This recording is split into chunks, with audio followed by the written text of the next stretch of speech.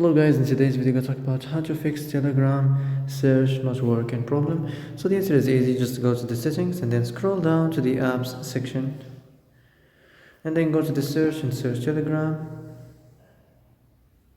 and then go to the storage, and here you will find this clear cache option. Click on it. Now you can go check it if it worked, and if it didn't you can try to restart your phone or turn the Wi-Fi off and on, or the Bluetooth or the airplane mode. Also you can try to clear data, but be careful.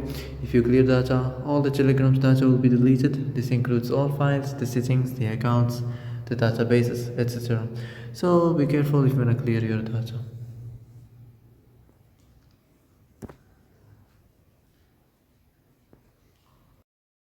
So that's it for today's video. I hope this is the answer you've been looking for. And if you like this video, don't forget to like and subscribe, and see you in the next video.